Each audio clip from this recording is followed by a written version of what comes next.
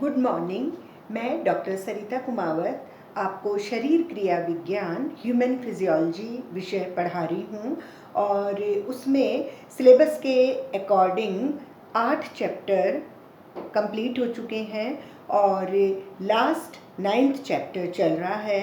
और 9th chapter में मैंने जो संवेदी अंग हैं वो कई सारे हैं, उसमें आँख है, नाक है, जीभ, कान और त्वचा। तो सबसे पहले हमने ईयर यानी कान के बारे में हम इसको पढ़ा रहे हैं। पिछले लेक्चर में भी कान का थोड़ा सा संरचना और ये सब बताई थी और उसी के कंटिन्यूएशन में मैं आज भी बता रही हूँ। तो पिछले लेक्चर में ये वाला चित्र बना के और मैंने बताया था कि कान के 3 भाग होते हैं, बाह्य कर्ण, मध्य कर्ण और आंतरिक कर्ण। बाह्य कर्ण में 2 भाग हैं, पिन्ना और बाह्य श्रवण मार्ग। और जो मध्य कर्ण है उसमें 3 अस्थियां होती हैं। मध्य कर्ण में मुद्गर अस्थि, निहाई और रिकाबा अस्थि।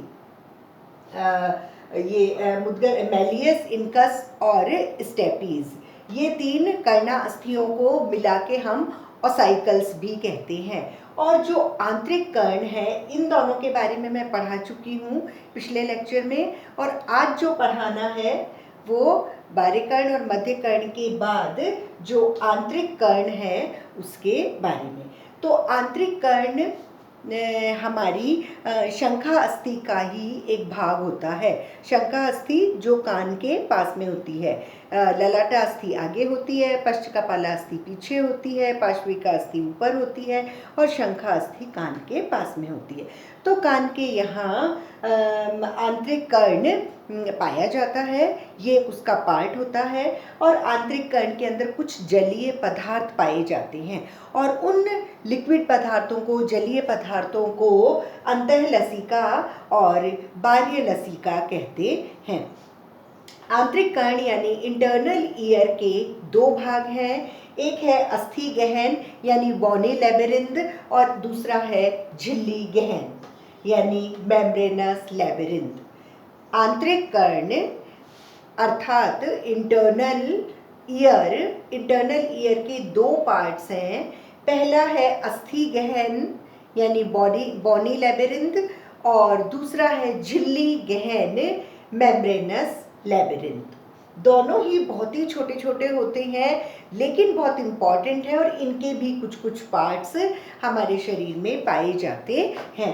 तो अस्थि गहन bony labyrinth again divided into 3 parts. अस्थि गहन के भी 3 भाग होते हैं, प्रघाण यानी वेस्टिबुलाए, दूसरा कॉक्लिया और तीसरा है अर्धचंद्राकार नलियां सेमी सर्कुलर कैनाल। 3 है, प्रघाण, कॉक्लिया और अर्धचंद्राकार नलियां। ये तो है अस्थि गहन के पार्ट। झिल्ली गहन के अगेन 3 पार्ट्स हैं। झिल्ली गहन में पहला है यूट्रिकल एंड सैक्यूल, दूसरा अर्धचंद्राकार वाहिकाएं और तीसरा है कॉक्लियर वाहिकाएं। मतलब आंतरिक कर्ण, अंतःकर्ण 2 भागों में बटा हुआ है, अस्थि गहन और दूसरा झिल्ली गहन। अस्थि गहन वापस से 3 भागों में बटा हुआ है और झिल्ली गहन भी 3 भागों में बटा हुआ है।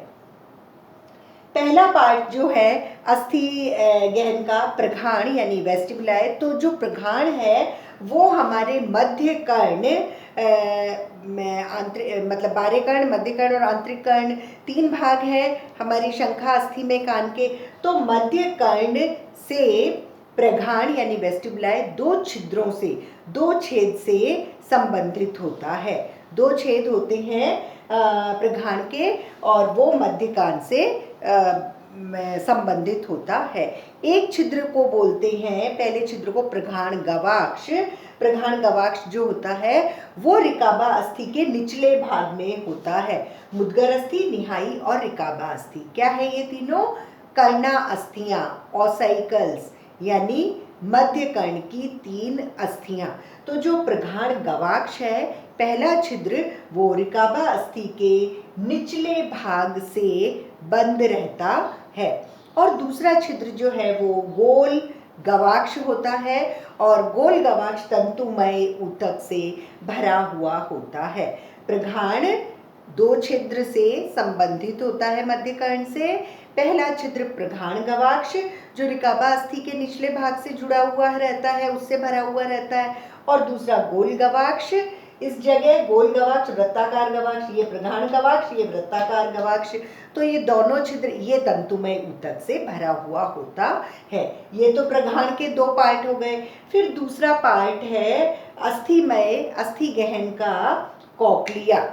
कॉक्लिया जो होता है वो ये रहा, मतलब घोंगे के शक्ल के आकार का कॉक्लिया होता है। कॉक्लिया घोंगे की खोल के आकार का होता है और ये सुनने से संबंधित होता है। जो भी हमको सुनने वाली प्रक्रिया होती है कान में, वो कॉक्लिया की जो नलिका होती है उसके द्वारा आती है। कॉक्लिया सुनने से संबंधित होता है। ये कुंडली आकार की रचना होती है, मतलब कुंडली आकार की रचना एक मॉड्यूलस नामक अस्थि होती है। यहाँ मॉड्यूलस नामक एक अस्थि होती है। उसके मध्य भाग के आसपास 2/3 ये चक्र लगा लेता है, 2/3 मोड़ बना के, और कुंडली नुमा कॉक्लिया वहाँ रहता है। कॉक्लिया में दो झिल्लियाँ होती है। जैसे ये कॉक्लिया है तो इसमें एक झिल्ली और दो झिल्ली, तो दो झिल्ली कॉक्लिया को लंबवत रूप में 1, 2, 3 तीन भागों में बांट देती है और इन झिल्लियों का नाम है वेस्टिब्युलर और बेसिलर। कॉक्लिया के जो ये गोलनुमा रचना है, इसको दो झिल्लियां लंबवत रूप में 3 भागों में बांट देती है और दोनों झिल्लियों का नाम है बेसिलर और वेस्टिब्युलर। अब अस्थि गहन का तीसरा पार्ट आता है सेमी सर्कुलर कैनाल, अर्धचंद्राकार नलियां। अर्धचंद्राकार नलियां जो है वो यहाँ प्रघाण है। प्रघाण के ऊपर और नीचे, ऊपर और नीचे और पीछे यहाँ अवस्थित होती है 3 परतों के रूप में, एक खड़ी रूप में, एक आड़ी रूप में और एक समतल रूप में। मतलब आड़ी, खड़ी और समतल परत के रूप में, इन सतह के रूप में प्रघाण के ऊपर और पीछे की साइड, पीछे की तरफ अर्धचंद्राकार नलियां पाई जाती हैं। ये हुआ आंतरिक कर्ण का एक पार्ट अस्थि गहन, बोनी लेबिरिंथ। और आंतरिक कर्ण का जो दूसरा पार्ट है वो है झिल्ली गहन, मेम्ब्रेनस लेबिरिंथ। तो झिल्ली गहन जो होता है वो बहुत ही छोटा होता है। हालांकि अस्थि गहन भी बहुत छोटी जगह है, लेकिन झिल्ली गहन अस्थि गहन से भी छोटा होता है और इतना छोटा होता है कि अस्थि गहन के अंदर ही झिल्ली गहन पाया जाता है। अस्थि गहन के अंदर ही झिल्ली गहन पाया जाता है। झिल्ली गहन के 3 पार्ट्स होते हैं। पहला है यूट्रिकल और सैक्यूल, दूसरा है अर्धचंद्राकार वाहिकाएं और तीसरा कॉक्लियर वाहिकाएं। तो जो यूट्रिकल और सैक्यूल जो पार्ट हैं झिल्ली गहन के, वो प्रघाण में, इस जगह प्रघाण में 2 थैली नुमा रचनाओं के जैसे होते हैं और दोनों थैली नुमा रचना संयोजक नली के द्वारा जुड़ी रहती है। प्रघाण के यहाँ 2 थैलियाँ होती है, संयोजक नली से जुड़ी रहती है और उन्हें हम यूट्रिकल और सैक्यूल कहते हैं। और वहाँ कुछ रोम जैसी रचनाएं भी होती है, कुछ बाल जैसी रचनाएं भी होती है यहाँ, और बाल जैसी रचनाओं पे थोड़े दाने दाने चिपके हुए होते हैं और इन दानों के कारण ही गुरुत्वाकर्षण की क्रिया से इसमें ये जो दाने होते हैं इसके यूट्रिकल और सैक्यूल में, जो रोम की कोशिकाएं हैं वो गुच्छा बना देती हैं और इन गुच्छों में छोटे छोटे दाने होते हैं और दाने जैसी रचनाएं गुरुत्वाकर्षण की क्रिया से इस जगह उत्तेजित हो जाती है। मतलब जब बाहर से तरंगे आ रही हैं तो अंदर तक जो उत्तेजना होती है वो पहुंचती है। तो वो तभी पहुंचती है जब रोम जैसी कोशिकाएं, जो मतलब बाल जैसी कोशिकाओं के गुच्छे होते हैं, वहाँ रोम, वहाँ दाने होते हैं और वो दाने गुरुत्वाकर्षण की जो क्रिया है उससे वो उत्तेजित होते हैं। झिल्ली गहन का दूसरा पार्ट है अर्धचंद्राकार वाहिकाएं। अर्धचंद्राकार वाहिकाएं जो हैं वो अर्धचंद्राकार नलियों के समान ही होती है और वो अर्धचंद्राकार नलियों के अंदर ही पाई जाती है। अर्धचंद्राकार वाहिकाएं बहुत पतली होती हैं और वो अर्धचंद्राकार नलियों के समान ही होती हैं, उन्हीं के अंदर पाई जाती हैं और इतनी पतली होती हैं कि अर्धचंद्राकार नलियों का डायमीटर, जो चौड़ाई होती है ल्यूमेन, उसके डायमीटर से अर्धचंद्राकार वाहिकाओं का डायमीटर 1/4 होता है। अगर ये 4 mm है तो ये 1 mm चौड़ाई की नली होती है। तो अर्धचंद्राकार वाहिकाएं बहुत ही पतली होती हैं, 1/4 की उसकी डायमीटर होती है, चौड़ाई होती है नली की, और वो इन्हीं के अंदर पाई जाती है। झिल्ली गहन का तीसरा पार्ट है कॉक्लियर वाहिकाएं। कॉक्लियर वाहिकाएं जो होती हैं वो कॉक्लिया के जो अस्थिमय पार्ट होता है, अस्थिमय मार्ग होता है, उसी में पाई जाती है। इस अस्थिमय मार्ग में ही, कॉक्लिया में ही कॉक्लियर वाहिकाएं पाई जाती हैं। ये कुंडली नुमा रचना की होती है, कुंडली आकार की नली होती है जो कि बाहरी दीवार के सहारे होती है और इसमें ऊपरी भाग वेस्टिबुलर झिल्ली से बना होता है, निचला भाग बेसिलर झिल्ली से बना होता है और इसकी जो बाहरी दीवार है वो कॉक्लिया की अस्थिमय दीवार से बनी होती है। कॉक्लियर वाहिकाएं कॉक्लिया के अंदर ही पाया जाता है, मतलब कुंडली आकार की नली है तो इसी में बाहर की तरफ नली आकार होती है। इसका ऊपरी भाग जो है वो वेस्टिबुलर झिल्ली से, निचला भाग बेसिलर झिल्ली से बनता है और इसकी बाहरी दीवारें कॉक्लिया की अस्थिमय दीवारों से बनती हैं। ये सारा आंतरिक कर्ण के बारे में था। अब जो कर्ण है इसमें हमने इसकी पूरी संरचना बता दी, चित्र बता दिया और इसकी पूरी स्ट्रक्चर बता दी। अब कर्ण का क्या कार्य है? कान का कार्य होता है सुनना। तो इसका जो कार्य है वो सुनना होता है और सुनने की जो क्रियाविधि है वो किस तरह से होती है? जब ध्वनि की तरंगें, जैसे मैं जो बोल रही हूँ वो तरंगों में जा रहा है, वायुमंडल में फैल रहा है और जो सुन रहा है उसके कान के पिन्ना तक वो जाएगी, है ना। इस तरह से सुनेंगे कि ध्वनि की तरंगें वायुमंडल में फैल जाती हैं। फैलने के बाद में जो व्यक्ति के पिन्ना होते हैं, जो उपास्थि के बहुत लचीले पार्ट के बने हुए होते हैं, उनमें ऐसी शक्ति होती है कि बाहर की जो आवाज़ें हैं, ध्वनि है, वो इस पिन्ना में इकट्ठी हो जाती है। इसमें आने के बाद में पिन्ना अपनी जो ध्वनि की तरंगें जो आ रही हैं उनको कलेक्ट करके बाह्य श्रवण मार्ग में अंदर भेज देता है।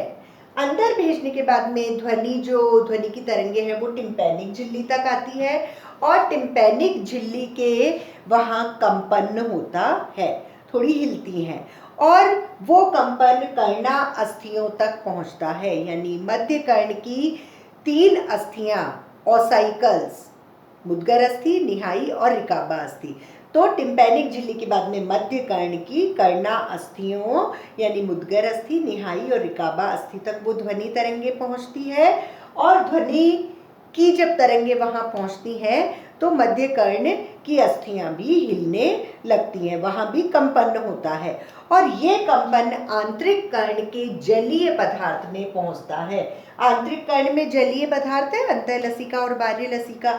तो आंतरिक कर्ण के जलीय पदार्थ में वो पहुंच जाता है। उसके बाद में ये सारे जितने भी छोटे छोटे पार्ट्स है वहाँ पहुँचेगा और जब वहाँ पहुँच जाता है तो इस कंपन से जो श्रवण तंत्रिकाएं हैं, जो ऑडिटरी नर्व्स होती हैं हमारी, श्रवण तंत्रिकाएं खूब उत्तेजित हो जाती हैं और श्रवण तंत्रिकाएं उत्तेजित होकर मस्तिष्क को सारी संवेदना पहुंचाती है। मस्तिष्क को कहती है कि भई ये आवाज़ आ रही है, और क्लियर आवाज़ आती है तो वो मस्तिष्क को सुनाती है, और मस्तिष्क वापस से हमारे दिमाग को जो भी हम सुनाई दिया उसको वो सुनने का अनुभव कराता है।